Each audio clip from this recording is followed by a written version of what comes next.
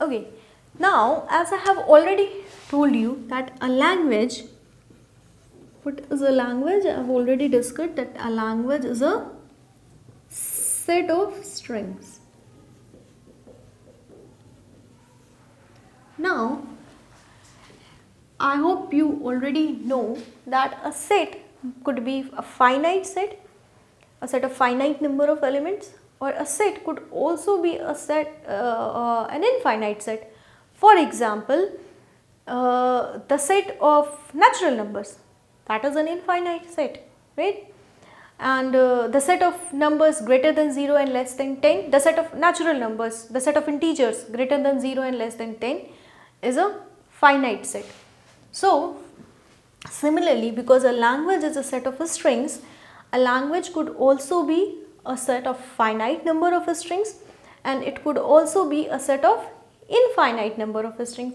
For example, if our alphabet, what is alphabet? Alphabet is a set of symbol or set of characters.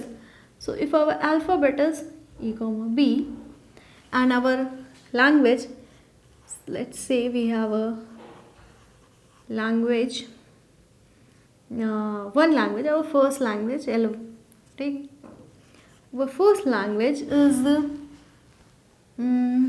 the set of all strings of, let's say, length 2. Okay, this could be a valid set, the set of all strings of length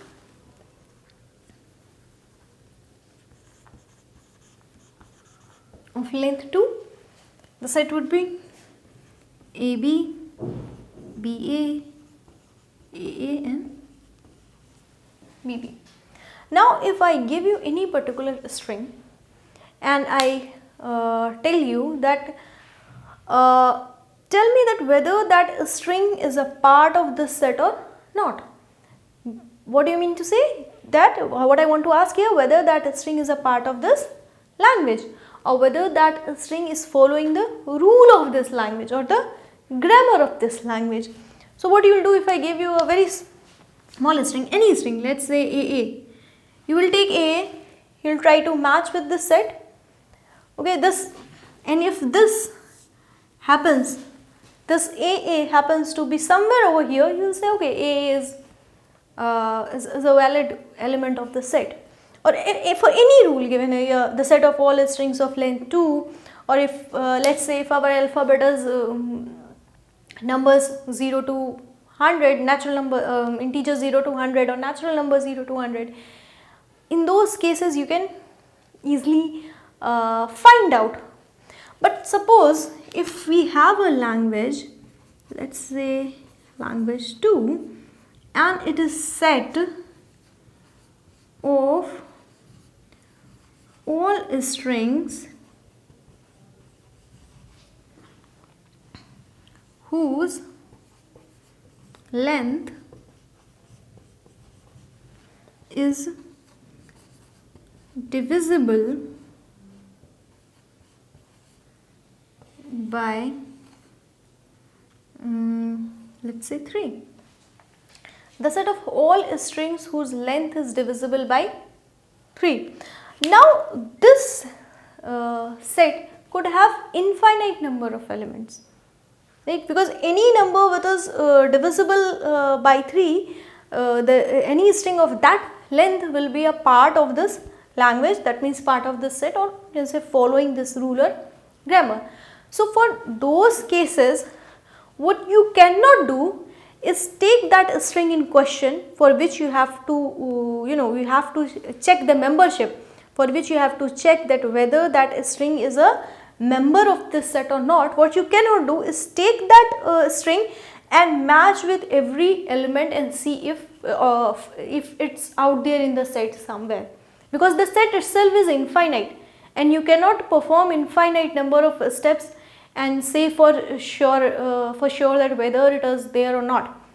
So, what you have to come up with some finite, some method where the number of steps is finite, where in finite number of steps, you can say that whether that string, what we will try to do, that we will try to come up with some method, some technique where in finite number of steps we can check whether that particular string, the string in question, is a member of this set or not.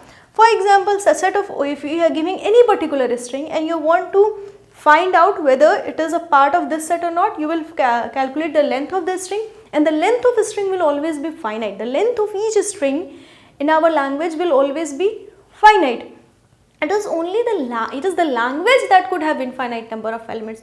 So you can find the length of that string, that you can do in finite number of steps, because your string has finite number of characters, the length of a string is finite, and then you can check whether that number is divisible by 3 or not.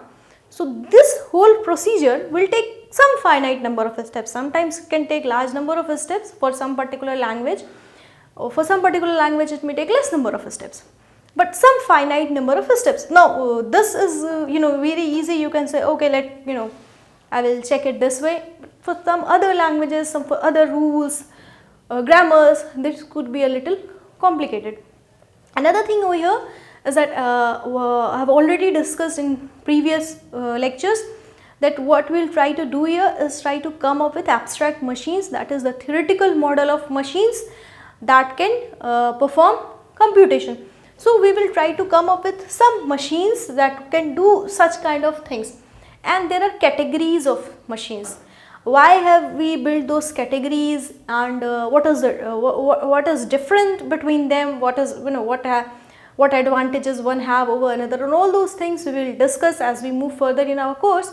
But to give you an introduction, our machines will include finite automata, right? One of the machines that this is the first one we will talk about. It will have two kinds of finite automata. One will be called deterministic finite automata, which will be short formed as DFA, deterministic finite automata. It will have another thing called non-deterministic finite automata. We will discuss them in detail. We will have another machine, another abstract machine, another model, which we will call as in short form as PDA. It is the full form of PDA is push down automata. Another one will have why we have so many machines, I will tell you later in the course as we move further. We will have LBA, it will be called as linear bounded automata, and we will also have Turing machine, okay, Turing machine. So we'll talk about these machines and many more things, and they will help us do the kind of things I was just talking about.